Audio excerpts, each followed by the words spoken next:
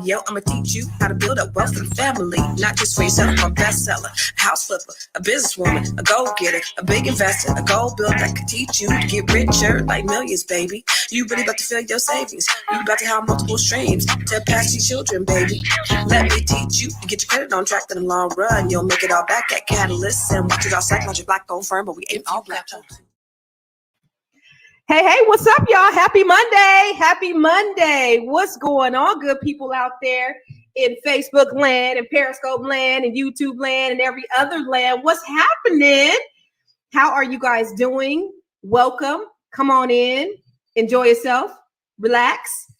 And we're going to have a good time tonight. I'm super excited. I see y'all coming in. I see quite a few of you guys coming in. So this is good. This is great. I got a treat for you guys tonight. But while you guys are coming in, I want you to put in the comments box. You know how we do it. This is a dialogue and not a monologue. What's up, Jeffrey Hendricks? This is a dialogue and not a monologue. So, you know, I like for you guys to talk back to me, talk black to me. I don't want this to be a just one-sided conversation or a two-sided conversation. We want you to join us today. So put in the comments box where you're hailing from, what part of the world, because we know we have people that listen from all over the world, whether you are in North Carolina, New York, DC, whether you're right here in California, or you might be in the Midwest in Missouri, Florida. I know we have people from all over the place that actually tune in to us every single night between 6 p.m. Pacific and 9 p.m. Eastern. I know that. So tell us where you at. And we appreciate you always coming in. What's up, Ann Dorsey from beautiful California? What's happening? Where are you guys? Where's everybody else from? I see Facebook user is from Elk Grove. I don't even know who that is. I wonder if that's Shari. I wonder if that's today's guest. I wonder. So I got a treat for y'all tonight. This is going to be so good. But before we get started, listen, you're listening to Fly Nubia Queen, the channel for melanated people just like you and you and you. So as you are coming in, I want to make sure that you're subscribing to the Fly Nubian Queen YouTube and Facebook page. Also, make sure you subscribe. What's up, Letitia? Make sure you subscribe to Nobody Works Harder Than Constance Carter on Facebook and on YouTube as well, because I got a lot of good content, not just on here, but just good content in general. I'm just doing some really amazing things that I really want you guys to be a part of, okay? So as you come in and make yourself comfortable, I have a treat for you. I want to tell you about something that I'm doing with the Fly Nubian Queen. I'm partnering to help you to get your credit right.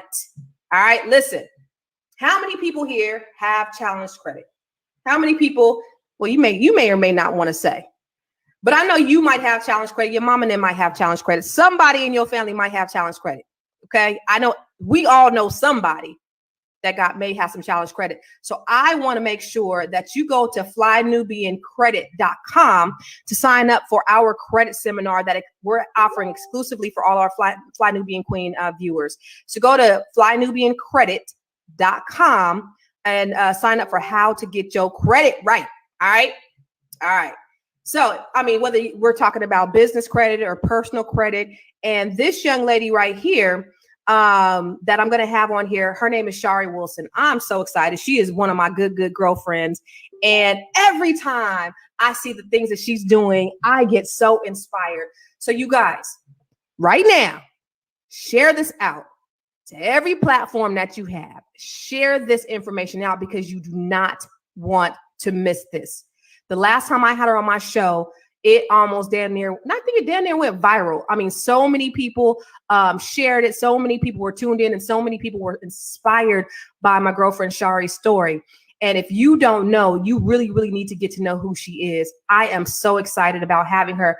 Her youthful spirit and her positive outlook and her enthusiasm for her craft have been the driving force behind her continued success. She's a wife. She's a mother of 6. You heard me? Now, if you see this beautiful young lady, you would not know that she's a mother of 6.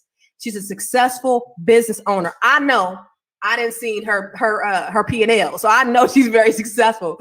She is proof that with hard work and dedication, you can achieve anything that you want. She's the owner of Dream Girls Fine Hair Imports and Salon in Elk Grove and also in Los Angeles. She's a co-owner of the first African-American cosmetology school in Sacramento, California. Okay. Mixed Institute Cosmetology and Barber.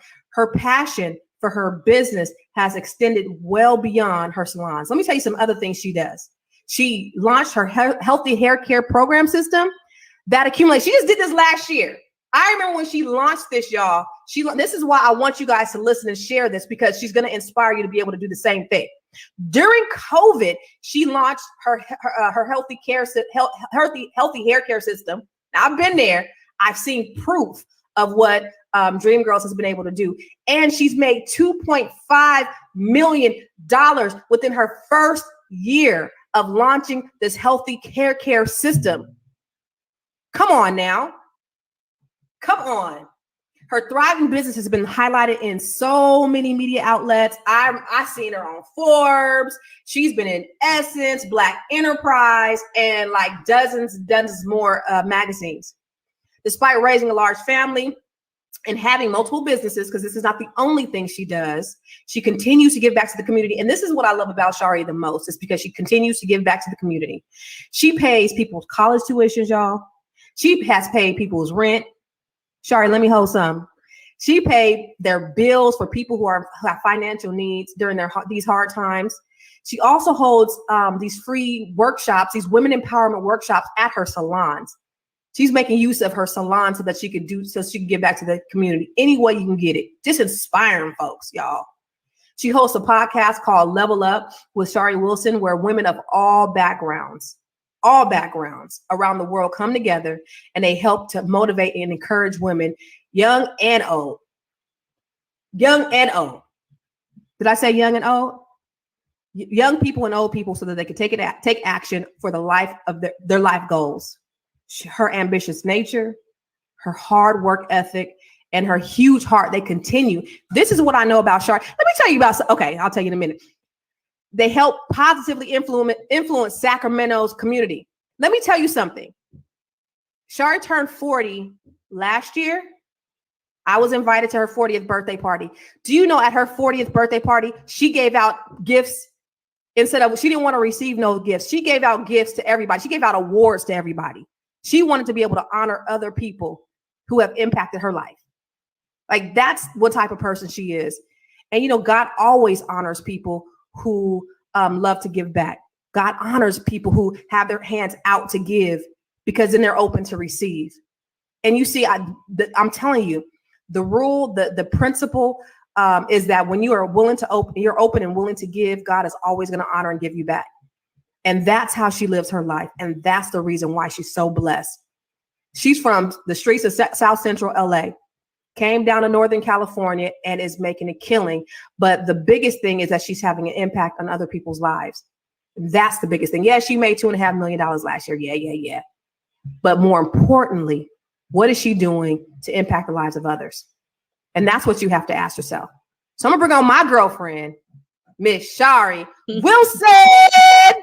What's happening, Mama? Oh, hi, Con. That was a great introduction. Oh my God. I am so freaking proud of you, Shari. You have done so many amazing things. Just looking at your life and just seeing you over the past, I've probably known you. When did we do the Capital City Legends Ball? That was like 2015. Mm-hmm. Yeah. Was it 14 or 15? 14, I think. So like, I've been knowing you for about 8 years. Mm-hmm. And I mean, you've always been successful ever since I've met you, but to see your growth and how exponential it is has been amazing. Tell us about like your childhood. How were you raised? How did you come to work from where you are to where you are today? Where you were to where you are today? I was raised with a mother and a father in one household. I was raised with my oldest brothers, 2 older brothers, 1 baby brother, and a sister. And you know what? We all took something different from our household, all of us. My brother served, I think, 30 years in prison. He is home now. Have a great testimony, but he spent 30 years. He went in when he was 17. We all tried to, be badass kids in the streets, but my sister was the good one. And when I turned 16, I tried to follow my brother's footsteps. And when I turned 16, I remember my sister gave me a makeover, and she was like, "Not you." you ain't going down that road. I mean, I was a straight tomboy, and I never looked back. And my sister, my mom, my dad, they just always instilled in me what I can be, even when at times when I was growing up, I heard the negative things like, you know, she's bad, or she gonna end up just like so and so, and she gonna end up having all these kids, and she's gonna be this, and she's gonna be that. But I remember as I grew up, I remember how that affected me. And my goal was to prove some of those people wrong. Like, I can be, I will be. So I took something that was a wound and I turned it into what gassed me to go like full fledged. And yeah, yeah. That is dope. So when did you move? You were in LA. When did you move to Southern California or Northern California? You know what? I moved to Northern California in 20. I think it's 2000. Okay. I graduated high school in 1997. I went to Cal State Northridge. I ended up getting pregnant, and I ended up moving out to Northern California with my son's father, my ex-husband. Yeah. Okay.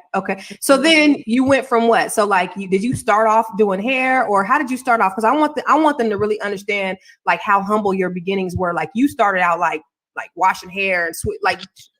Tell them how you did it. Well, I started off being my sister's assistant. My mom, my sister did hair in high school, and she did hair also in college. And I started off being her assistant. And I used to say she slaved me. I mean, I was always late to prom, always late to homecoming. I was late to everything because I was so busy helping her get everybody else ready. And of course, I was always the last one. So I did everything. When she realized I could start pressing hair, I did everything from washing, blow drying, and pressing. And then she'll come in and do the last, little bit of stuff and get paid. And I didn't get nothing. My payment was my free hairdo. Not knowing later on, she really taught me a craft that took me this far. So let me ask you, what sets your business apart? Because I know that there are a lot of hair salons, because your healthy hair care system. Of course, it generated a ton of money. But before that, you had a hair salon, which is Dream Girls. You had one in El Grove, one in LA. You made a killing just in your salon before you even started that. So what set you apart? Because there are a lot of struggling hairstylists out there. What made you different? It's funny that you say that, because I've been hearing, especially since I got this car. Oh, Shari got that SBA and this PP. Oh, is that what they say? Oh, that's what they said. And I'm like, I've been driving luxury cars for the last 15 years. This one right here? That car right there. The Bentley? Yes. Okay. They said, do you use the PPP for that, huh? I'm like, y'all must be new following me. Y'all don't know me. But it's crazy because, Constance, a lot of people just think that hairstylists, we make $30,000, $40,000 a year because of what we report on our bank statement, right? Nobody wants to report what they really make. But right. I knew, because of my sister and my mom, you want to report what you make because you want to be able to buy the house. You want to be able to buy investments. So, when I first decided, first of all, I did not want to do hair because of what the stereotype was, right? Like, hairstylist is just a hustle. It's really not a business.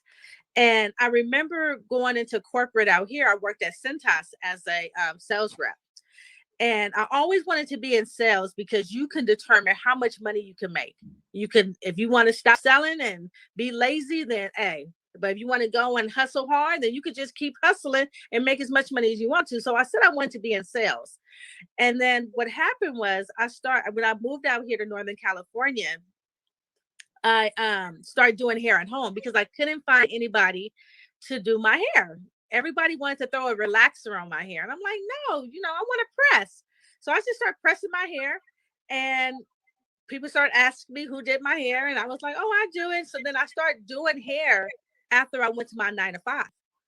And my house turned into like a complete salon. I was so packed from 6 p.m. to like 11 p.m. at night. I had one baby then, and I was just working like crazy. And one day I remember talking to my mom, and I'm like, Mom, do you know I made more money tonight than I did today working my 9 to 5 at this corporate job, you know? And she was just like, you should just do hair full time. And I just did. I think the next day I went and I found out about the apprenticeship program. I met Tracy Brown and Rob Brown at another look salon. And I went to them and I asked them, I said, I don't have my license, but I heard you do the apprenticeship program. Can I work underneath you? And I remember Tracy saying, we ain't doing that. And I just was like, listen, I promise you, you know, I'll be the best. And she gave me a chance. And I started working for Tracy, and I ended up getting my cosmetology license like 2 years later. So I was working in the salon as an apprentice. I ended up working hard. I gave it my all. I ended up being a salon manager. Wow. It was drama a little bit in that salon. They used to call me the gopher, that I used to kiss Rob and Tracy behind. But I just knew I came there to learn. I came there to get as much as possible from them. I wanted to really know how to run a salon and how to run a business. And I gave it my all. I mean, I treated their salon like it was my salon. And 5 years later, guess who they thought about when they wanted to open up a cosmetology school and a barbering school? Me.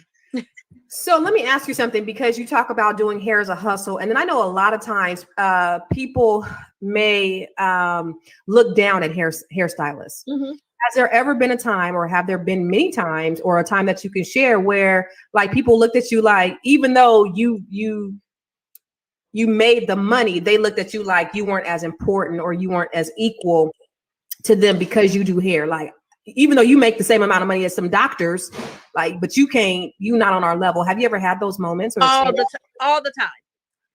I remember, Constance, I remember being in a room in an organization that I was a part of. And I won't say which organization this was. And I remember me sitting there, and I remember a lady was speaking, and she's deceased now, but I remember her looking around and she saw me, and she said, I remember it was a time we never allowed a hairdresser to be a part of this organization. And how I felt, I was right in the middle of the aisle, and it was a group meeting. And I'm like, wow. First of all, I was embarrassed. And then I saw my head going down.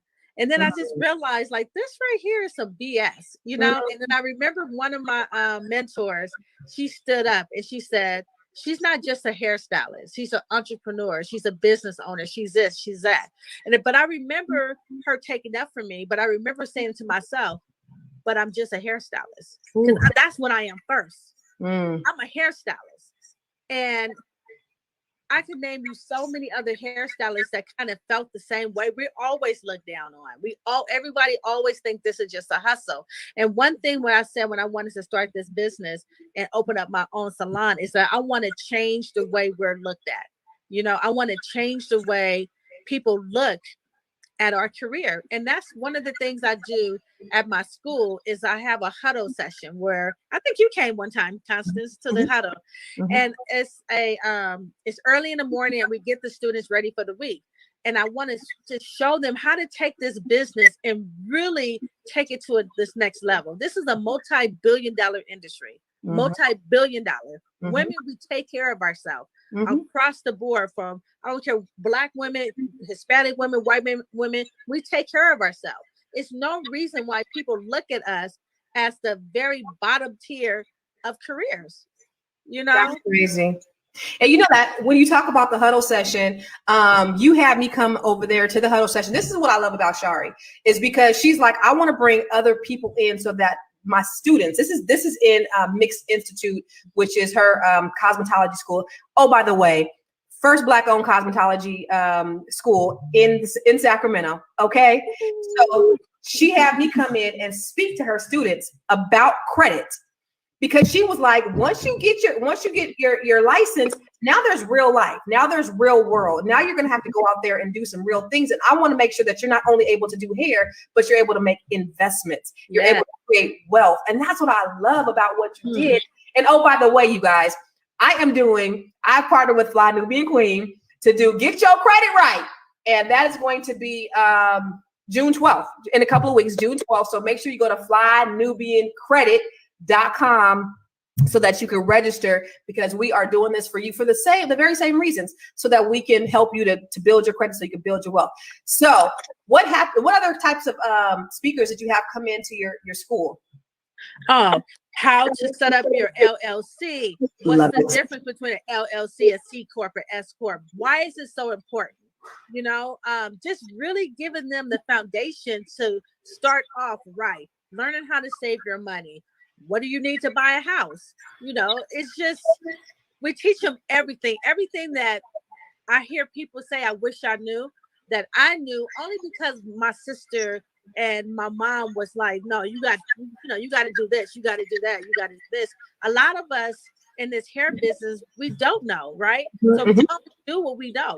Right. And so what I want to do, what we wanted to do, my other business partners, was really set our students up to be successful day one. They come out. Oh, they come out. They know. And I was so surprised about the diversity. Like when I got there, I thought it was going to be all Black folks. And it absolutely wasn't. I was like, oh, right. But that was so cool, is that, you know, it was so diverse and you guys were just able to pour into everybody. I thought that was really cool. How do you market the school? Because you guys just got to a place where you're getting like financial aid too, right? Oh, yeah, we're fully accredited, and we take financial aid. We do everything. So absolutely, they printing money over there. Come on. Well, listen, it's not fully coming in yet, but we are. This is the reason why she's driving a Bentley, y'all. Just saying. You know, honestly, Constance, I haven't. And I'm not sure if it's too TMI. Rob gonna be like, "Shari, you talk too much," but we haven't really got paid from the school. Everything is staying at the school because we really want to buy a building. You know, so none of the owners, we haven't got paid. All the money is going, yes, all the money is going back into the business. All the money is going to where we can purchase a building, so we can really do things that we want to help our students. So, Shari, what inspired you to like really want to make a difference in other people's lives? You know what, Constance, that's the rule of thumb. Like, God bless you, not for you, not for him to just for you to be successful, but he blessed you so you could be a blessing to someone else. I'm just a vessel. And so the more God give me is the more I'm obligated to do for his people. Period. You know, and I think that's just my heart. I love trying to figure out how to give to someone and how to be a blessing to someone. You know, right now I don't have a home church, so I give my tithes and I figure out, you know, if God tells me I need you to write the check to this person, that's what me and my husband do. We write the check to that person. If God tells us to find somebody to whatever, that's how we give. I was telling my dad that I was telling my dad that one day, you know, how, you know, traditionally we're taught that you need to bring your tithes into the church. And I said, Dad, how many thousands of dollars have you brought, you know, hundreds of thousands of dollars probably over his life that he's brought into the church, but your mom lives in a shack in Liberal, Kansas? Like, you should be blessing her instead of blessing that church. And so I think that we should look at things like a little bit differently, in that how can we really affect change to an individual person or individual people rather than, you know, the traditional ways. I love the fact that you're doing that. I think that's amazing. Yeah. You know, if I belong to a church and the pastor is pouring into me, I'm definitely would give him my tithes, and I would give my offering to wherever God tells me to give my offering. Right. But in this season in my life, God is telling me to give my tithes and my offering to his people, and he'll direct the people that he want me to give it to. So, and blessings just keep coming in. Oh, they keep coming, Constance. Keep coming. And I'm so blessed. I mean, God is good, and I give him all the glory. Seriously, because I hear him talking. Not too long ago, I heard him tell me he needed me and my husband to give $2,500 to this nurse that's in Sacramento. And I'm like, ew, God, she got money. She don't need it. And he said, I need you to do what I said. So he said, the testimony is no one have never done this for them. So I'm like, okay, guys. So I'm looking, okay, I put all the money in a box, in a red box, and I picked up some macunis and I took it to her house. And I told her, don't open it until your husband's able to open it with you. So I gave her a kiss. I said, I left her a little video message talking about how she gave to so many people. I mean, when COVID happened, she was holding people's hands as they died, as their family members was outside the hospital. So these nurses have been through so much. Her dad ended up getting COVID. And then her mom ended up getting COVID. Her dad was in the hospital. She kept taking off. So I said, okay, God, I know that she's been off of work, but I know she got a savings because she's like that, So anyway, she sent me a video of her husband opening the package. And so he was like, oh my gosh, I can't believe this. Look at this. And she's like, oh my gosh. And then I was just quiet and I heard him say, no one have never done this. Wow, look at God. Before. Exactly what God said the testimony was going to be is what he said. And it was just like, okay, God, moving forward, I'm never going to question what I'm hearing. Yeah, I love it. What are some people, or who are some people that inspire you? Your mom, your sister, right? Yeah, my mom, rest in peace. My dad, my sister, definitely. And even my husband, man, Marcel has grown so much spiritually, and just his testimony outside of them.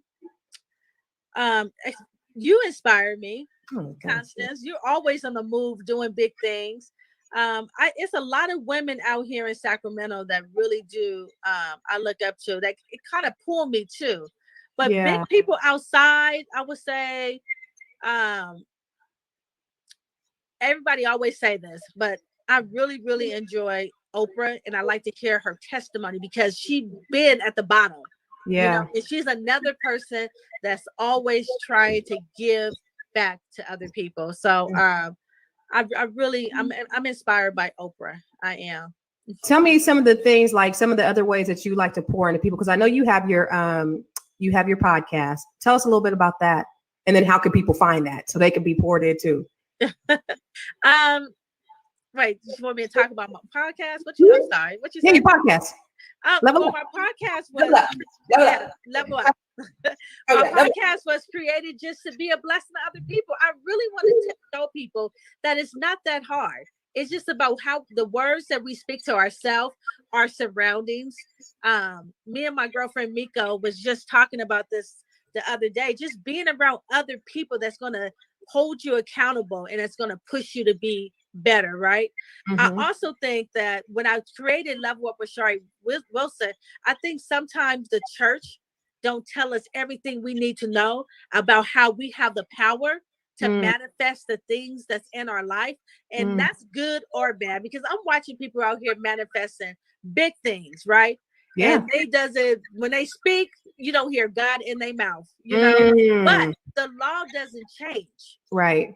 It's a universal principle. It's a principle. It's the principle. So if you follow these principles, you're going to get results. But my goal is to have people follow the principle, but at the end, you have the peace, the joy, the love, the wholeness, the fruits of the spirit. And so when I've created Level Up, it was really to connect being successful, being okay with having nice things, driving nice cars, and living life to the fullest, but also being okay to recognize that God is the one who is giving it to you. That's people say be humble, right? And I'm like, okay, humble is like being, oh, don't say that. No, it's okay. Yeah, I did it. No, but humility is saying, I got all this. But and God is the one who gave it to me, And so we're taught to kind of dumb down our success, but I'm here to not dumb it down, but really yell it loudly so people can know you can do it too. And here's the principles, here's the laws. And it's easy. It's so easy. It's just speaking things out your mouth, counseling things that's been spoken over you. Come on. Spelling. I always say words is putting spells out. So once you put it out there, it's hard for you to really catch it and bring it back in. Watch what you're saying. Watch what you're saying to yourself. I just read a post and it said, no weapon formed against me shall prosper. But it said the weapon that's forming against you is yourself in your mind. So we catch that, man, That's half the battle right there. That's Wow. half the battle, because we speak negative stuff against ourselves Mm. all the time. I always say, speak life, because your words are prophetic. So the Yes. things that you say, you are prophesying over yourself, over your situation, over your circumstance. Everything that comes out of your mouth is what's going to happen. And people really need to understand. And I always say, God has blessed me to be able to just manifest things. Like I don't have a problem in manifesting abundance like you. Like we can manifest certain things in our lives. It's because we believe in that principle. And like you said, not everybody is saying that it was God that did it, because oftentimes all we got to do is speak it out of our mouths. But the key to it that I love that you said is recognizing to whom which all your blessings flow. Yes. And when you do that, I mean, now you 10xing it. Now you really, and just like you said, you got the joy, you got the peace, you got all the other things that come along with it, because you could have abundance, you could have everything that you want in the world, but if you don't have joy and peace and all of those other things, your life is still going to be miserable. Man, you have to go in and do some self-evaluation and take out all that ugly stuff that we end up having in us. And I think the last 2 years, I've done a lot of self-correction, self-help. I mean, tell us about it. Just looking at myself, looking at some of the things that I was dealing with and really dealing with it. Even with my marriage, man, that's a testimony. And me and Marcel said we were going to talk about that one day. But how I spoke those things up out of my mouth early on about some of the issues that we was having, and how God showed me that I was the problem and the solution. Oh. And God showed him that he was the problem and the solution. And really taking responsibility, right, of the things that's happening in your life, becoming a better listener, asking the right questions. It's just, before I just want to talk. Now I want to listen. I just want to listen to what people have to say. So what are the practices that you do every day? Like, what do you do? Do you get up, you pray, you meditate? What do you do daily? You know what? First thing in the morning, I listen to the word. I listen to some type of word. Now my husband wakes up and he put church on as he get ready. And then I have not notebooks, but I have pads all over my room. And I have goals that I'm trying to reach. And I have daily goals, monthly goals, yearly goals. I look over that. And then I start speaking things over my life. I start declaring things over my life. And I really just spend time just listening, not so much asking God, well, God, I need this, God, I need that, but just really meditating and just listening to his voice, because he's going to guide you. He's going to guide you. And he showed me some things that I had to change. You know how you always look at a situation, you like, well, she did this and she did that. Well, what did you do? And sometimes you probably didn't do anything so bad. I had a situation real fast where I was giving people information for my contractor for my landscaping. And it was a few people. And I had one person tell me, have a little attitude. Well, he's grown, or he can make his own decisions, or this is his business, or whatever they said. And I was so hurt. But God had to show me, right? He said, well, why did you give him up so fast? Did he complete the vision that I gave you? First of all, I blessed you with this guy who was so reasonable to go and give him to me, but go ahead. I will listen. He said, not only did I give you the blessing, but he was able to perform the vision that I gave you. He said, but before he was finished with the vision I gave you, you ran off and was giving him to other people. So what did you do? So I had to sit back and say, oh, okay. I get it now. I moved too fast. I spoke too fast. I did things too fast. And now I'm sitting back like, oh, but he's not coming back to my house crying about it. Now my husband's mad at me. But I try to look not what that person said to me that really hurt me, because I felt like I was doing a good deed. But I look at it like, okay, what could I have done different? And then I correct things, because you could do good things out of God's will all the time. And that's what I'm learning. So, I think that, Shari, like what you're saying about sitting there and just listening, because I think a lot of times, especially like really high power, successful women, and I'll just speak to women, we like to feel like we're in control. We go, we do, and then we don't really sit back and listen. And so then sometimes God has to say, wait a minute, time out. And then he has to put things in our lives so that we'll sit back and say, okay, what is it that I really need to learn in this season? Because that's happened to me. Like just going. I got the vision. I'm in control. I got blah, blah, blah, right? And then God had to say, stop. I want you to be still. Yes. And I want you to just sit back and listen. And you don't really want God to sit y'all down, guys. You don't really want God to say, hey, peep gang, sit down. So my advice yes, to the people listening is try to have balance in everything that you do. Because yeah, you could be successful. Yeah, you could be, feel like you're in control. Yeah, you could be doing all these things and very successful and high powered and a boss and bodacious and all of those things. But make sure you have time to sit back and just listen. And just listen. That is extreme. Let him guide you. Let him guide you. Me and my husband were just talking, and we were just talking about how much peace we have in our home and in our relationship. But a lot of things that we had, I have a mouth. It was never no infidelity in our relationship, but it was control on both ends, right? But when we let go of trying to control, God was able to be in control, and everything just starts smoothing out. Wow. He showed my husband, he showed me, myself, and we came in alignment with what God wanted for our marriage, and not so much of what we wanted and how we looked and what we wanted to do. You know what I'm saying? It's just self-correction is the best correction. Self-correction is the best correction. I'm telling y'all don't want God to correct you. No. He'll set you all the way down. He'll warn you. Take the warning. Take the warning, and that's it.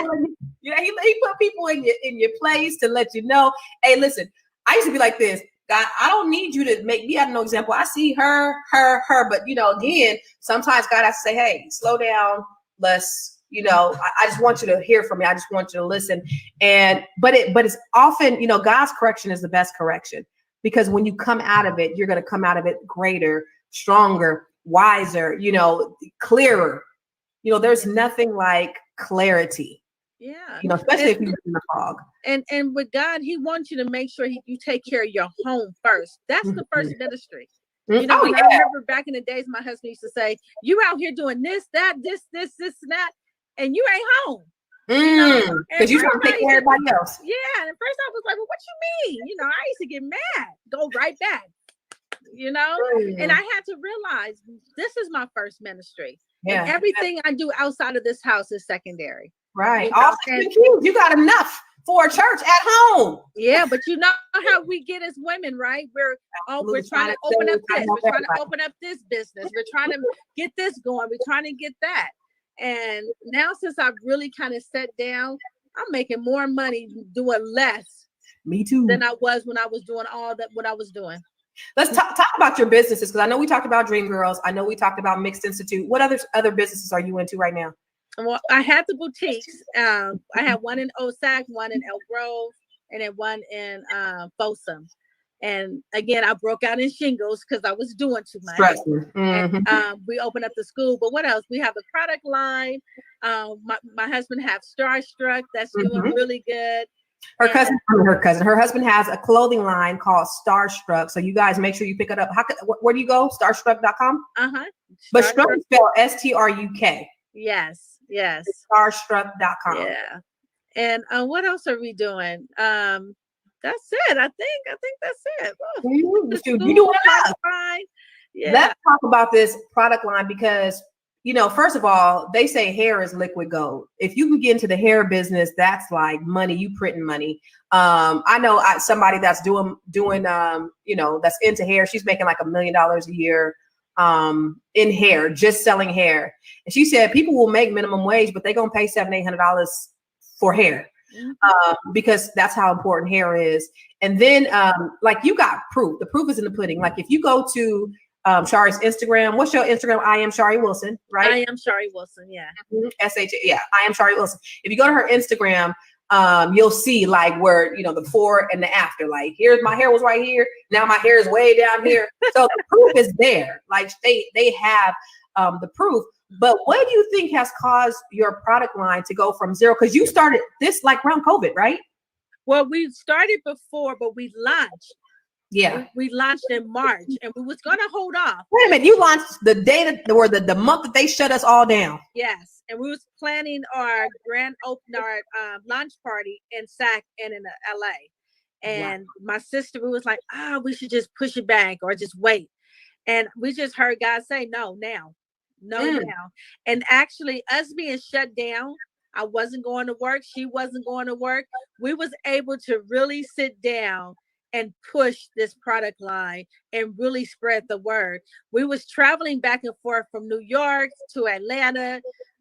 Anyway, so everybody knew about our product line, well, not product line. They knew about the healthy hair care program, and we decided to launch the product line because we was tired of going to New York. I was tired of going to Atlanta. I mean, it was draining. What were you going out there for? We was doing a healthy hair care program. We would spend 4 days just doing hair. I mean, we did like 30 heads a day. Me and my sister. Oh, wow. Putting people in the program. And then we'll come back in 12 weeks, take their weave down, put them back up. I mean, we kept doing it. We did it for almost 2 years. Wow. Yeah. And then you launched. And then in March, we launched the product line, and it went crazy. What happened was we didn't take any loans out. Me and my sister, we have never took any type of loan out for our businesses. Okay. But what we decided to do, we didn't want to use our savings. We decided to do a sale just to gauge where people was at. And so we did a pre-sale. We told everybody the product would be there in 8 weeks. We had the bottling, we had everything. That first weekend, we put it on sale, that pre-sale. We sold 30, like I want to say a little bit over 30,000. Yeah. From the pre-sale. So that was our seed money. What? Yeah. Okay, that is dope. And I always tell people about, like, especially my agents, right? Because you know, sales is about marketing, and you have to have marketing dollars if you want to have sales. And so you have to put money into your marketing. What would you say the rule of thumb for you in terms of putting the money into your marketing to be able to get the sales that you need? What's the rule of thumb? So what percentage of dollars would you put in order to get the result? I would say you want to make $100,000. How much money would you put in for 100,000? Mm-hmm. Probably, I say 10%. I say at least between 10 and 20%. It depends. Especially with the advertising on social media, it can go up and down. But I would say a good 10%. So if I want to make 1,000, I'm gonna advertise 100. So here's what I be telling people. Telling my agents on my sales call. Y'all know my friend Shari Wilson? She made this amount of money, and this is how much money she puts into her business. And here's the rule of thumb, and here's the proof. This is what she does, and this is her return on investment. So if you guys want to make this amount of money, then you need to be willing to put these amount of dollars into your marketing. You have to, Constance. At 1 month, we say if we do 260, right? 260,000 a month. We're spending about 30,000 in advertising.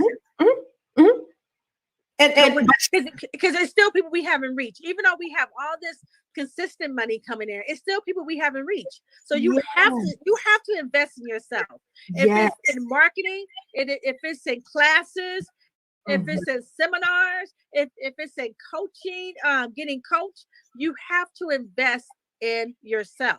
And especially with marketing right now, it makes no sense why everyone's not doing great, because social media is the platform to where if you throw some dollars in boosting, if you throw some dollars in promoting your stuff, it's going to work. It's going to work. Yeah. So are you coaching other business owners, Shari? I'm not coaching other business owners, but I do have a few people that I am coaching, just trying to get the credit right, showing them what I did, people who's trying to get savings. Of course, I coach the people at my salon, but I'm thinking about opening up to other entrepreneurs as well. Speaking of credit, I just want to make sure that you guys are signing up to Fly Nubian Credit, because I'm doing a seminar on how to get your credit right. But my girl Shari, she was one of the first people to read my bookkeeping score. And she increased her credit score with the information from the book. So 100 points. Come on, y'all. In 1 month. Come on, y'all. And so I got the receipts. And she was screenshotting and everything. Look, I did this. So make sure you sign up for flynubiancredit.com so that you can get in this seminar, how to get your credit right. And it's exclusively on Fly Nubian Queen. So listen, Shari, I just really want to, I want to really inspire people, or I want to really talk to people because your story is so inspiring. Going from like nothing to like sales of $2.5 million. It wasn't easy. It didn't happen overnight, but I want you to give them some words of like, what can they do? Like say they ain't got no credit, they ain't got no money, but they really just have a dream. What are some things that you can advise them to do in order to get themselves in a position so they can do what you do? You know what, Constance, you're looking at somebody. When I moved out here, and I wanted to prove to people that I could make it. And in the beginning, when I first had my two youngest, I was at the welfare office on Elk Grove Boulevard. Wow. Okay. I was on getting the money for food stamps and getting medical. And so I remember being in my home and we're bringing generators in because my smug got cut off. I remember being in the line at not Arco, but Cow Expo, trying to get NACAs to help me pay your bill, pay my house note, and get my house out of foreclosure. Mm-hmm. You know, I remember not having enough. I remember when they came and took my car, and I had to play it off at the salon and said, "Oh, they're just coming to fix it," but it was the repo man. So I've been at the bottom, you know. I always had a family that supported me, but I always wanted to get myself out of things. You know, I kept grinding. And even when it got hard, I kept speaking life. I kept saying what I was going to be. I kept saying it's going to work. You know, I kept a good heart. I treated people good. I never tried to scam or undercut anybody. And if you stay faithful to who you are, your authentic self, and who God has called you to be, and if he told you to do something, you better believe he's going to make sure you're going to be on top with it. And so just stay faithful. Stay faithful, get in alignment, speak that you want to yourself. And I really want you guys to understand that, like, Shari has suffered so much loss in the last couple of years. Your mom passed away, then your dad passed away, then your big brother passed away, and you are still so inspiring. And I know like those things like had to knock you on your knees, you know, and a lot of people can't, those are things that a lot of people can't recover from. How were you able to recover and just keep going? Man, I can hear my mama say, you could do it, you know, even with the car, baby, you could do it, just do it. I just know that my mom and dad's dream was for their kids to be on top. And so, yes, it breaks my heart. Yes, I still cry. I miss my mommy, especially Baba. I miss my dad too, but I especially miss my mom to death. That was me and my sister, just sidekick, you know. And I remember y'all were close. You guys were so close. Very close. Very, very close. And now what I do for her. And I know how she loved her grandkids and how she'll do anything for them. So my goal is to make sure her grandkids don't go without and do the things that she would have done and say the things that she would have said, you know. But I miss them. I miss my brother, my dad. You know, I lost all of it between a year and a half.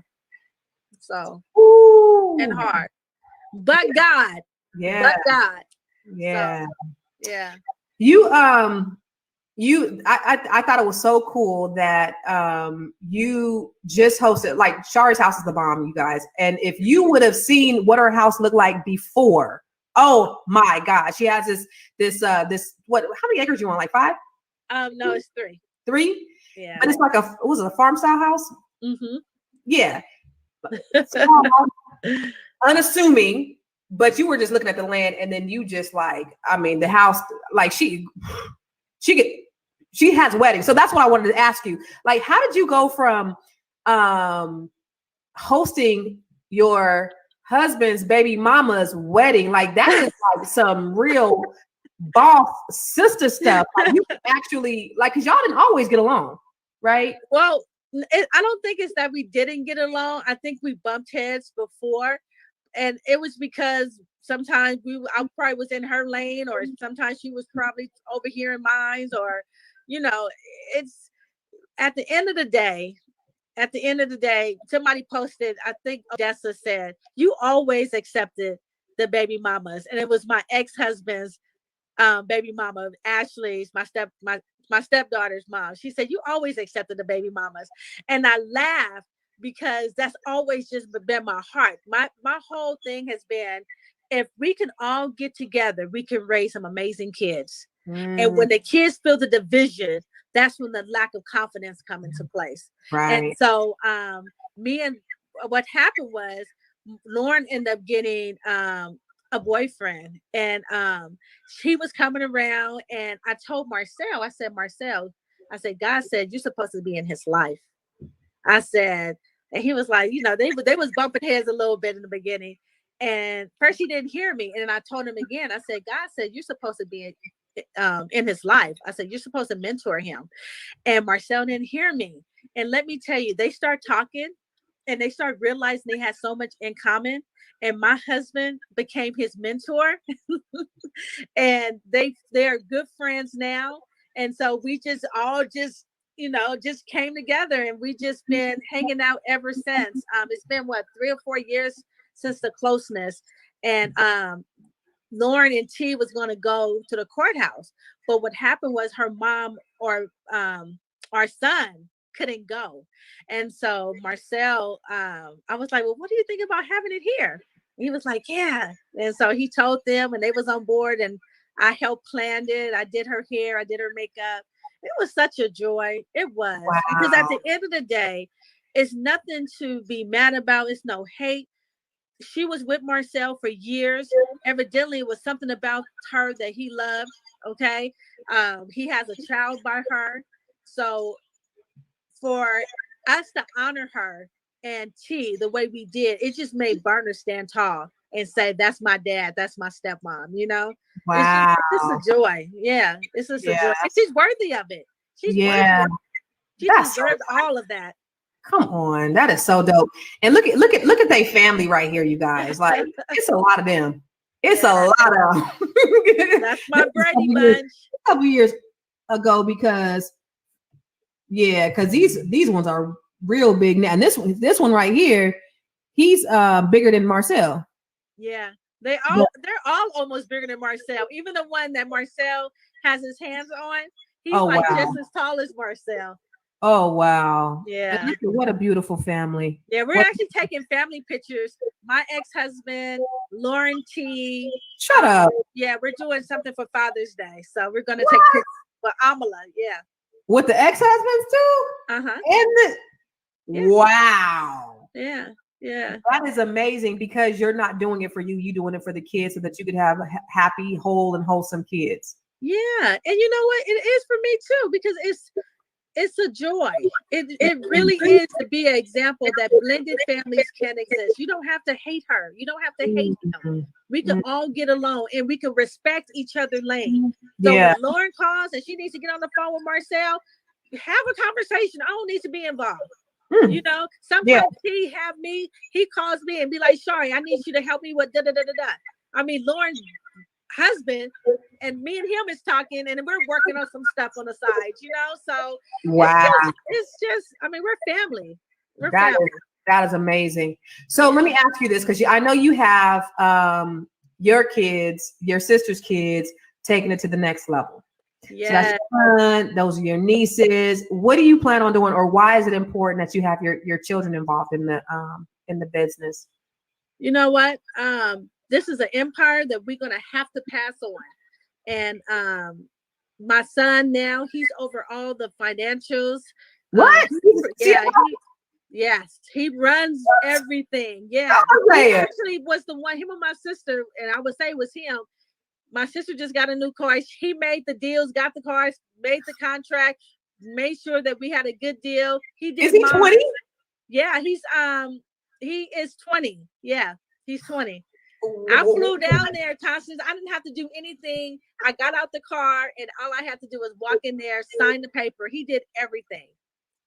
He runs everything. Yeah. And then my nieces, they run all of our social media. They're in the marketing department. They're making sure they're talking to all the PR people, all the magazine people. They're getting them what they need. They're sending out products to people. So yeah, and then Brianna's back there. I've been doing her hair since she was 11 years old. She's right behind my sister. And so she's like a kid. She's like my little sister, but she's been working with us ever since. And so, and then the other girl is the twins' best friend. And she's no longer with us, but yeah, we're family. Everybody in there. So we're doing it for them. So where the boys going to fit in? And then you have another niece that's going to like Yale, Princeton. Yes. Wow. Yes, Caitlin is going to Princeton. So what are the other kids going to do? How are they going to be a part of it? We're going to figure it out. We don't know, but I'm sure when the time comes, they're going to have a slot because this is just getting bigger and bigger. Yeah. And this is why it's so important, because you can't pass a job to your kids, but you can pass a business to them. And I really want people to think about this. They don't have a brick and mortar. They have a brick and mortar where their salon is, but they're doing this business all online, and they made $2.5 million in the first year, started during COVID, online. These are things that you can do too. Think about what you love. Think about what you love and execute on it. Because I'm telling you, if God has placed something on the inside of you, if you don't do it, and He's gifted you with it, it's gonna get done. God's gonna get done. It just might not be by you. Capitalize on it. And just because somebody else is doing something similar, how many shampoos do we got out there? Like how many, hair growth treatment systems do we have out there? But theirs is different, and they still were able to garner $2.5 million in sales and get in Essence. When she got, I was like, Essence, I've been trying to get in Essence for the last 10 years. That will come out in a year, got in Essence. But I just think that is so amazing. And it speaks to did you finish school? Did you finish college? No, I actually had first it was like 12 units ago. Now I'm sure it's more, but no, I didn't finish. She didn't finish college. My sister did, my nieces did. I didn't finish. Yeah. I mean, and then, having a salon, which people think is supposed to be a hustle or a side hustle, and turning that into a multi-million-dollar business in and of itself. Let me tell you, because Shari hit me, I think in 2017, and she was like, she sent me her 1099. She was like, Constance, I need some investments, because that's how much money she was making just in doing hair. And I think that was just like the square. That wasn't even cash, right? That's the stuff that you have to report, right? Because that's the money that they show.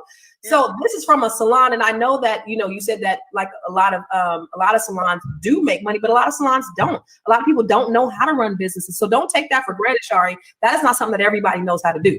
Yeah. Everybody, just because they hustling and they just because the people are successful, there's a lot more that aren't. So, and that's my goal, is to teach other hairstylists how to do it. And it doesn't matter.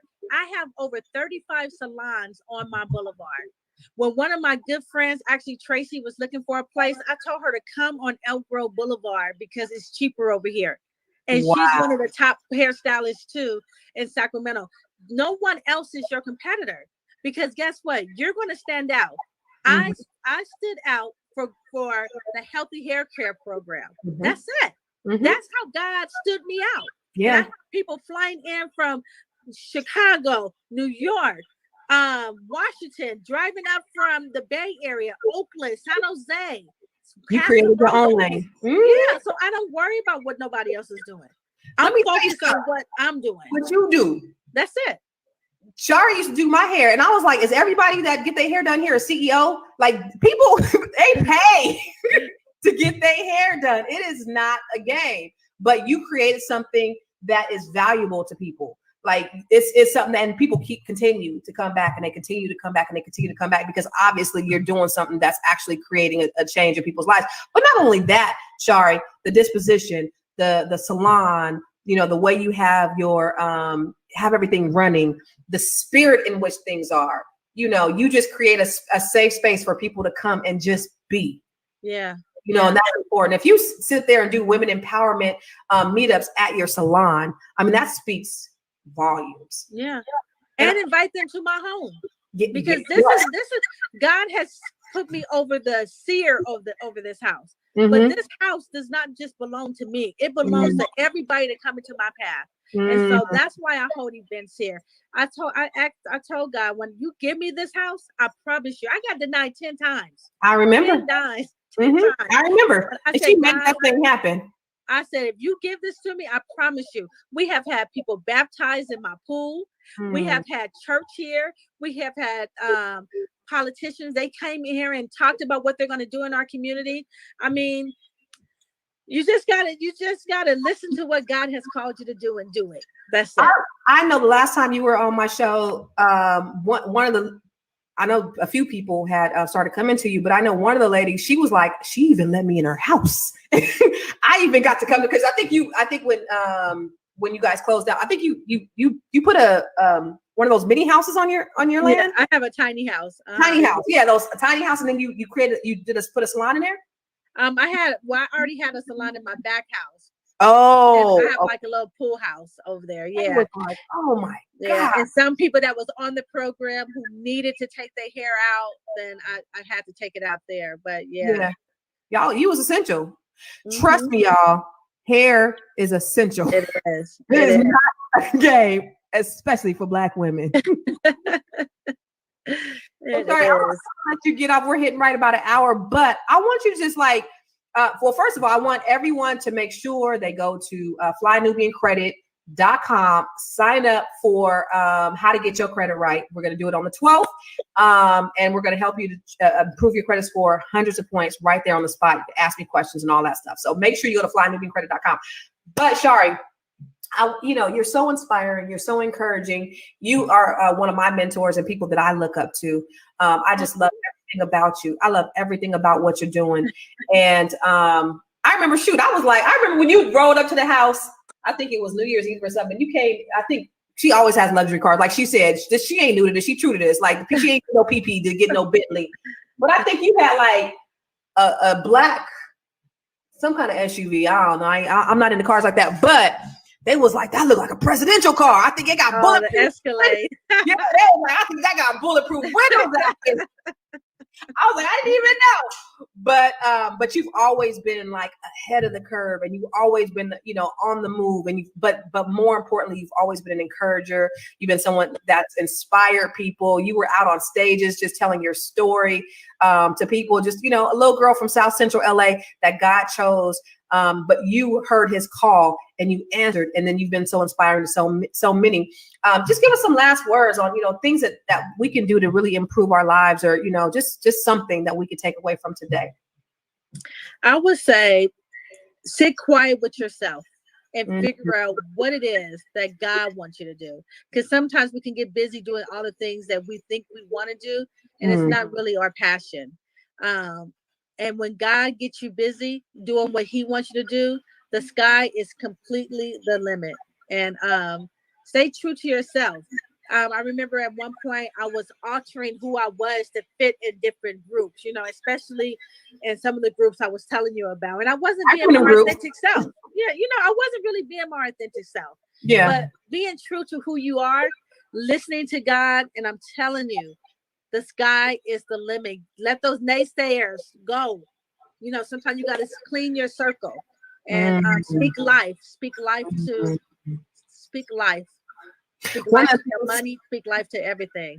But I love what you said earlier was that the universal principle about speaking into existence, it works no matter who you believe in or what you believe in, what your religious background is. It works. You speak abundance over your life, you are going to have abundance. You speak death over your life, you're going to have death. Tupac said, I'm ready to die. No, Biggie said, I'm ready to die. What happened to Biggie? He died. Tupac talked about death all the time. What happened to Tupac? He died. Nipsey Hussle said that his own folks was going to kill him. What happened? His own folks killed him. I was just talking about that. You have to be careful what comes out your mouth. And when those things come out your mouth, you got to learn how to take it and rebuke it and take it back because it's serious.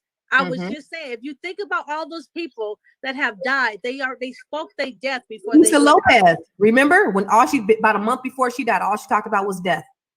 It's a preacher my husband listened to this pastor, and he said that they're going to kill me for telling the truth. They're going to kill me for telling the truth. This pastor ended up dying. Oh my God. Yes. He died. And I had to show my husband, like, do you realize that he spoke his death, even though he knew the word? He didn't understand that principle. He didn't understand the power of the words, of your words. So that's so true. And that's why affirmations are so important, because whether you believe it or not, the words that are coming out of your mouth, you are speaking them as though they already were. You're speaking life over your life, or you're speaking death over your life. Either way, whether you say it is or it ain't, it's going to be true. And so I love that you said that, because people need to understand you speak in abundance over your life, Shari. That's the reason why you're so blessed abundantly. But it's nothing if you don't have some core principles and core values to undergird that, because you can't replace money with peace and joy and happiness. That's why it's so important for you to do the inside work. It's important for you to get in there and take care of those wounds, those things that's making us angry, those things that's making us work and react out of our hurt and our pain. Man, it's so important. And I wish I would have learned this in my 20s, because I think my 30s and my 30s would have been better. But I'm grateful now that I'm now in a place to where I'm happy. I have fulfillment. I have wholeness. I am true to who I am. And I'm making money at the same time. So. But you know what, though, Shari? We get it when we're supposed to get it. Yeah. We get it when we're supposed to get it. Right now was the absolute right time that you were supposed to get it, so that you could have it, so that you could spread it. You are mature enough. People listen to you. You are a pillar of the community. You are doing all of these things to pour into people's life. Right now, this was the time that you were supposed to get it. Amen. So I'm so proud of you. I am so proud of you. And I know you're going to continue to do the work. I know you're going to continue to pour into people. It's cool that you did $2.5 million in sales on that. It's cool that you're making $1 million or more a year on your in your salon. But it's even better that you're able to pour into others and give back to others. Like I said, y'all, in the beginning, I went to her 40th birthday party. What are you, 41 yet? I'm 4. I just turned 42. Well, January. For your 40th birthday, she was like, "I don't want you to bring me no gifts. I want to give gifts to other people. I want to give you awards. For people who've poured into me, I want to give to you." And that's just how she is. She ain't doing that for no kind of accolades or no awards. She really felt it from her heart. And that's how she lives every day.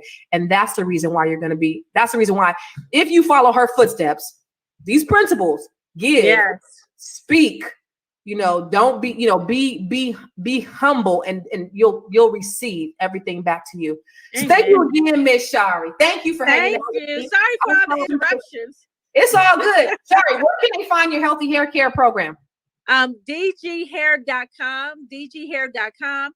If you want to come in for a consultation, you can come into go to Instagram. I am Shari Wilson.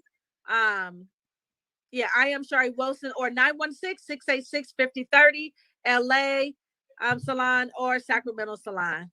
Okay, and then how do they see your podcast? It's on YouTube. Level Up with Shari Wilson. I am actually starting back next week. I'm so excited, and I'm gonna be on there too. Yes, I want you on, and you can find all the details at I am Shari Wilson. Perfect. You guys, it was and I'm having a vision board party soon. So okay, having another vision board party. Is it going to be virtual, or is it going to be in person? It's going to be in person. Thank God. Yes. Okay. Yes. Okay. We're doing a grand reopening at the Co-op spot on June 26th. So I want to make sure that you come. No, June 25th. It's going to be on a Friday from 6 to 9. So we've been doing all kind of events over there, Shari. So when you're ready to partner with us and do some of your events, it is open. I'm ready. We're doing a lot of stuff over there. So I'm excited. We got the auditorium and all the other things that we're doing. Remember you told me, Shari's the one that told me to put together the podcast studio. So we have a podcast, we have a whole media room. So we have a podcast studio, we have a photography studio. So we have all that stuff. And then we have the classrooms. We have the auditorium where we can have larger events, libraries. You just killing it, Constance. Well, shoot, no, COVID. But I'm happy that we're opening back up and that we're able to, you know, start having events because, you know, we, like you, we weren't as blessed as you. We opened up our co-op spot in March. We were shut down in March. Yeah. So I'm grateful for the PPP because that helped sustain and keep our business open. You didn't have to use a PPP. You had a product that was able to sell during COVID. And I think that's great. But, you know, we're coming, you know, we've come back and, you know, we're coming back with a vengeance. Yeah. So I'm excited and don't get me wrong. The people, I did get it for the salon because we was shut down, but I wasn't wasteful. I didn't go buy all this materialistic stuff. I was actually using it for, you know, what we're supposed to use it for. So that's right. That's what it is. Thank you, Mama. I appreciate you being on. All right.